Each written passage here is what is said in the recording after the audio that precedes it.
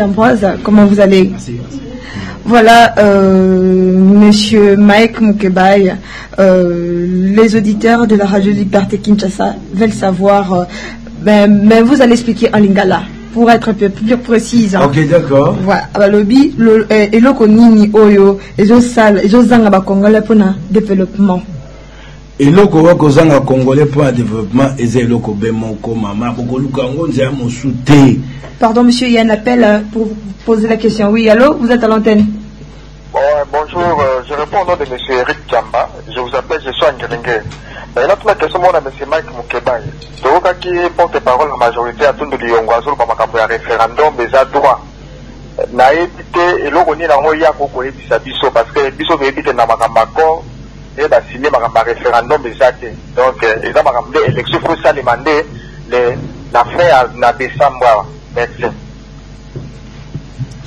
Voilà, il va vous répondre. Cette fois, je réponds en français. En lingala. De quoi autotuna na bana motuna po batuninga ngosiko moto atuni motuna référendum aye bakate na constitution ya mboka biso référendum ya kati nde atundu nde atatoli yango mabe okingai na bamboka nyonso ba constitution référendum ezaka référendum basaka ngo pona likambo ta mboka basaka ngo pona motote au référendum oyo comme pona kosa pona kabila yango nde sa makate na démocratie pe boko sa référendum tango bona bokondi sika kabila bokondi soute azwaki mubimu tano liboso azwi mubimu tano mbami bale référendum abazaki po basa isango siko ya azai suna bokondi te bokondi ma pronomese sili bokondi atike na benga ngo alokota français pouvoir de fait azali wana pota azali be wana et comme bokondi te po ezwa nzela ezwa ndingisa ya kosa mosala esengeti kokabula yango ya baninga na oto kende koluka senko consensus et bongo siko na tango toza na compromis wana yonde ongo ba référendum te eloko ezali wana ya pasi bango bayebi atundu te atundu akolela atundu atambola ki akepa Moïse Kanga abinga pe na nyoko mingi na bopesi ngai te ekanga atuni ye omona ki ope mina kote abiye abinanga na ye pa na bite kende pa na ye mutaka bo bokondi siko gouvernement o ebimia o ye akoti na kati te akomilela tango bokondi o kosida po etike na mikolo moke ye akobika ndenge nini yango omoni nyonso ya mabe akoloba na yo kilikambo atundu alobi atundu abiboye ke makambo esama ekuna toutes les parties esenge etibaza na kati mais peuple azaki une partie kuna te ya solo peuple azaki une partie te aki une partie te poani po peuple apesa kabila bokonzi mibimi tano kabila saizi bokonzi ya peuple azongi kabila esengelaki ta zonge pa peuple po pasa asama ponom loko azongaki pa peuple te yango tokei na boyokani na katikati ya biso bango bayi politique yango wana peuple avandi libanda abimi boyokana po bozonga nzia na ngai na sama ponomi na pona bakonzi asika wana ezali atundu akolela pasio ya ye moko okoyoka ngana koyebisa yo pasio ya ye o akenda le pa Moïse Kanga tengai na bundi boye bato bakoseka ngai sikatango abite kende pa mina ko yango ya lingi soki ko beba ekufa be yazwa mwandambo. Ok, merci. Nous prenons encore notre appel. Je dis allô. Allô? Oh, désolé. Allô? Allô? Bonjour. Oui, vous êtes à l'antenne. Hein? Monsieur Boni a passé à Machina Kinshasa. Bon, naza na mikro ni safi. Kaka faya ndeko Mike wana afu kabisa. Kolanda ye, kolanda kabisa mikro ni safi. Radio kutunga sona biso makasko. Lokola kurenza kate moya kotera pamoja na television zote. Kolanda pamoja na radio. Kola ba pesi cette occasion do linginde to natuna ye journaliste boye. Allô? Oui, allô? Oui, nani toyoka ki bakangi batikuna kokota na ndako yo ya bureau ya bande ya IDPS. Mais non, nani le premier ministre sortant azali babengi ki moto IDPS. Est-ce que Zaye Moutatinda qui va soda, ou bakanga les gens na bango banyo kola bande konaye, la clarté, nani azo commandé réellement, azana elu kwa kolobate so kazo kende nda kuna bango bari bande kisango. Bon, yami balé. Tolobi tozaki na révolution de la révolution de la modernité. Est-ce que changement civilisé ou en fait na biloko wana te. Deuxième question. Troisième question. Bakonzi na biso. Otalaka oyo lekani na France kuna civilisation tolobani ni passation civilisée de pouvoir. Et zo sala bango nini? Alors mboka oyo tozokenda wapi? Papa Mokibai sunganga ina ba réponse bande gozo na mbele basé de bazo na. Voilà, il va répondre. Nengana ya nwana na mutuna liboso tuna kinga itango bi développer développer za kana likambo l'État ya bato bana bokonzi. Ngai na yo to ba ba benga lokota ifance ba privé. Ata to bito sa makati so banzire ya ité. To sa développement boni. Yo ko mona te awa bato basali elanga na bandu na kati ya zamba.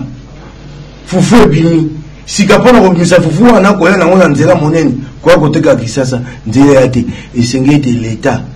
L'État a bongisa esika pour développer l'État ingo bateke l'État aza lokwa l'État bato ya bokonzi mabe moko awa bula matali soki nga na to komi bokonzi to se lokwa bokonzi ya kabila to bosani bato to komozwa bekotia na mabenga na yo kende kwa tuni mituna motuna moso atuni soko sami badi banga moto atindi bato nga na zawa te po na batela sami badi banga kasi bayebi te banda kala bokonzi oyo etindaka basoda bakendo nyokola bato eza badibanga te kazana makambo mampinga etali ete ata o mosusu aye o batie bino ekotala ye te tango kanya makenda osala makambo atuna premier ministre te ye azwaka kuna euti likolo bayebisi ye kende kosala yango badibanga ndenge azala makambo etaka ete ata moke ata opa ye kotalaka ye te bakolati sebe yango koyatisa moto lokwaka bakabolema akovanda wana lokumu na ye beba na makambo bato mosu bakosala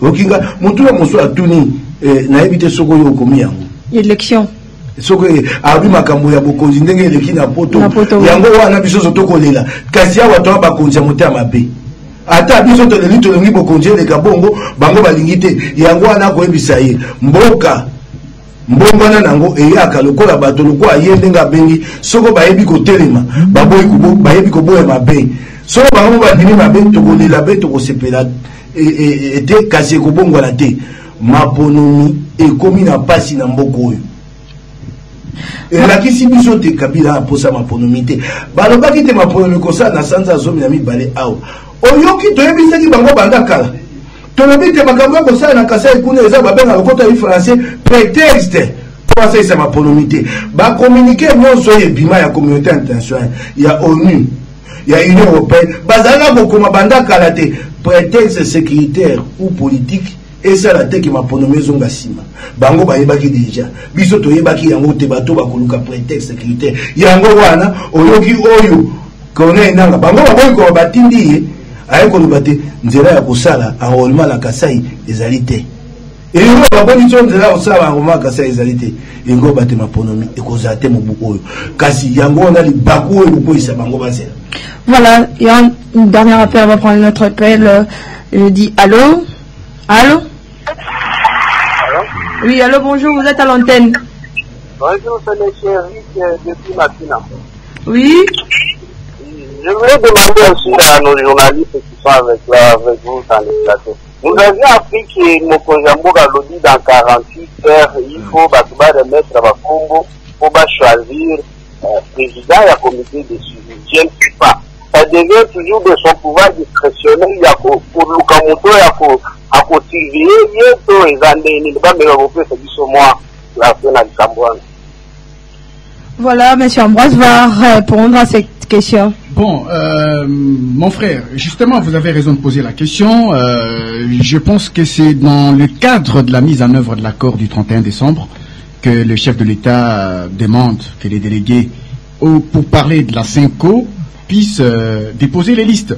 Le problème, c'est que l'affaire a été institutionnalisée par le chef de l'État. Lorsque les évêques sont partis lui remettre le rapport, le chef de l'État a pris, les évêques lui avaient dit qu'ils avaient constaté qu'il n'y avait pas de volonté dans les chefs des délégués, les délégués qui étaient aux discussions directes. Il n'y avait pas de volonté d'arriver à une solution et le chef de l'État a promis aux évêques de trouver la solution. J'ose croire que c'est dans ce cadre que les chefs de l'État, avant d'arriver au CNSA, a organisé des consultations pour arriver à la nomination du Premier ministre. Sami Badibanga a quitté la primature, Bruno Tshibala l'a remplacé, et maintenant on est à l'étape du président du CNSA. Alors, est-ce que ça sera transparent? Est-ce qu'il y a des gens qui estiment que le chef de l'État est jugé parti, la majorité est jugée parti? Est-ce que ça sera transparent? Je me pose la même question. Le problème, c'est que la question a été institutionnalisée. Lui, en tant que chef de l'État, il prend la résolution de pouvoir encore prendre les candidatures des délégués au poste du président du CNSA. À ce titre, si aujourd'hui le rassemblement limité, par exemple, parce que votre question a aussi un sous-entendu dedans, si le rassemblement limité veut déposer aussi sa candidature, il pourra le faire. Mais les problèmes, est-ce qu'il y a encore des confiances? Non, il y a une méfiance qui risque de ne pas nous conduire vers des responsabilités sérieuses. Voilà, concernant le 17 mai, fête, il y a Fidel. Mike Mukeba en tant que républicain, et donc on est aux alliés malam par rapport à la date wana. Mais le qui y a no en bois à rassemblement limité. Rassemblement limité zakate, rassemblement à Moko. Ouaneza Bapandisango ya Congo, soko apesi moi $50 à commis rassemblement Kasavubu. Soko toana lingomba to kanité soko za moto maele soko bimosa lingomba na yo.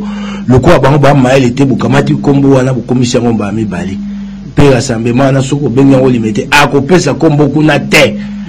Okingai eloko izali awa te tokendaki koyokana tokendaki te po Kabila sa buki meboko bukonde siri tozo esu bokonji topesa nyonso maboko na moto akopesa ngo ate lokuta eloko ba osa esuka nzela o memi wana ko boto la basango yo ko lobalanga nde ko ambaze ke volontaire ki na ba délégué volontaire ya ki te na moto akabila ba délégué ba délégué ye moto bise bango boya po likambo wana beba eke na suka te ingo to benga nde ba benga ko ta effacer appeler les chapa. Il y a un autre appel en prend. Allô? Allô, bonjour. Bonjour, vous êtes à l'antenne. Merci. Nangina lo baboye. Pour la biso préoccupation toye biete situation toza nango problème na Congo eza ba konzo baza na pouvoir. Baboye ko pesa biso droit na biso ya vote na 2016 to kende ko voter. Tozali na kanda makasi baboye ko pesa biso droit wana to kende ko voter. Nazo comprendre te ba créer diversion makasi. Et comme le chef de l'État a fait la boîte, ok, le problème c'est le chef de l'État. Hein? Nangongo biso to sala nini peuple parce que comme la biso la situation au tokende na référendum au to sala boye au to sala boye diversion ko absolue. Papa Maïka bekano ko éclaircir biso. Ok, monsieur Ambroise a éclaircir, mais papa Mike a éclaircir encore après. Il a posé la question Nangonga, oh, biso peuple to sala nini. Oui. C'est la question qu'il pose. Je pense que si ceux qui attendent la constitution là en tant que citoyen congolais, il a ses droits dans la constitution. À qui recourir na droit au isa na la constitution pour faire entendre sa voix, mais tout en respectant la loi pour que Mukonzi Mboka a yoka kolela na yo. Ndeko na sepeli yo na bandi te sengeli mokomso ya kozwa ebonga na ngai po sala analyse ya kitoko. Lokola to aka mopandisa ngo obite bato bako mikosa likambo ezande ba pimeli bino maponomi. Likambo ezande kabila nde moto azande na moto ya kokoso toza nango oko tuna bino pepe bosani ngana hi politique te pona benga pepe asabwe to asabwe kasi na ebiso beboye peuple telema. Voilà une dernière appel. Allô? Oui, allô, bonjour. Bonjour, vous êtes à l'antenne. Allô.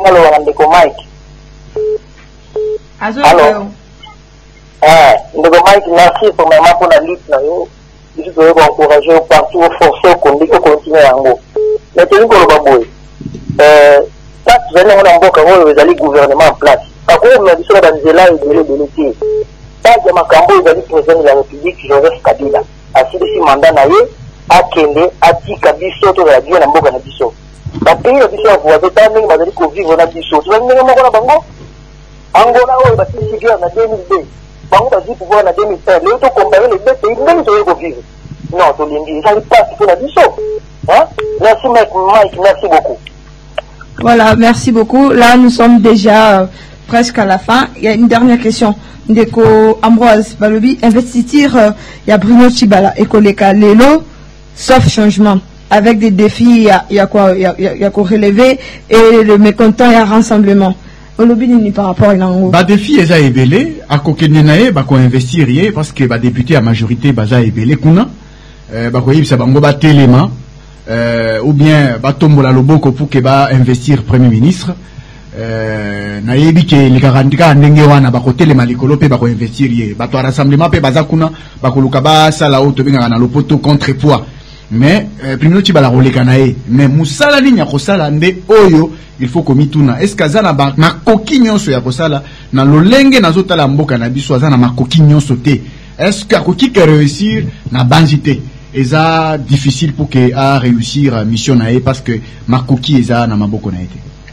Voilà monsieur Mike, vous pouvez aussi répondre par rapport à l'investiture ya monsieur Bruno Tshibala. Yango na bina yo na otaki olobango kuna pa ndeko Serge Kabongo bango ba kuna ba makoki nyonso po on le dit ça biso to yebi na kena kati assemblée wana tozaka neloko ya malonga kuna te kasi likambo ekosala kuna ntango bakokoya kotia investite na ye likambo ekosala kuna eza nini totie stratégie na biso en place kombo nango chauffer la mer au mona l'océan pour chauffer yango eza mikolo ebele oh pardon oui allô Bonjour. Bonjour, vous êtes à l'antenne. Oui, je m'appelle de Florent, moi c'est Olivia. Oui. Alors, oui, alors on vous écoute. Oui, je voulais juste poser une question à Moukébaï. Je l'ai salué en passant, y compris le passeur là. Maintenant, c'est ça que nous avons fait pas mal. Nous avons dit que nous avons réduit le nombre de juges à cour constitutionnelle. On a dit qu'à la fin, est-ce qu'on va éclaircir parce que finalement, ils ont fait le Cameroun. Nous avons fait la profit pour le Cameroun finalement. C'est ce qu'on comprend. C'est la pire. Bazar de la note. Alors, on va chercher une chose bâtie qu'à la réduire. Ils ont fait la finalité finalement. Vraiment, merci. Il va répondre. na motuna oyo ya cour constitutionnelle nayebisa bango boye likambo ya liboso eyali te balingi kopesa bokonzi oyo eyaka bokonzi ya likundu ya motema mabe soko bakani yo te bakosukisa yo liboso te nayanola nalakisa bango ndakisa ya likundu ministre babenga Nzanga Mobutu azaka na gouvernement atangwa mozito akamati makoni alongoli ake kovana na poto asai na poto sanza mine to sanza mitano moto a gouvernement akovanda libanda mboka balongole mosate pe kuna akoloba akokritike gouvernement na ya sali yango na site media en ligne babenga Congo indépendant ya Baudouin Amba Wechi akokritike gouvernement balongoli yete bazeli mokola zui pepo akiti na njili nde balongoli mosala oni balongola moto akima mosala bazeli moko koya pote bayo kise soni bango balingaka likambo basisango na likunya na kanda bana kanda bato bayaka koboya kovanda na cour constitutionnelle yango ba bongola mobeko ba pesa nano bato wana mine o baba ko ya etumbu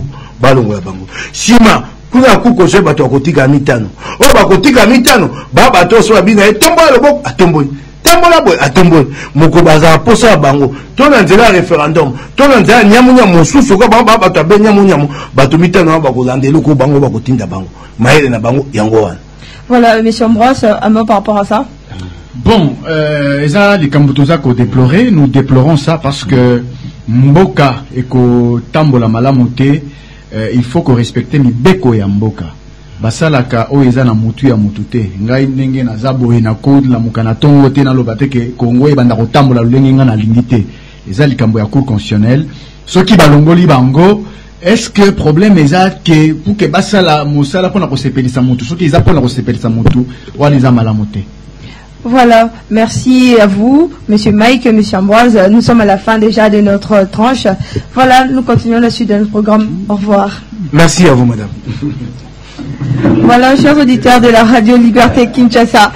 Vous écoutez la voix de Boboïko Mortas à l'antenne. Il est déjà 10h passé des 45 minutes. Maintenant là, c'est déjà Khalik Midi.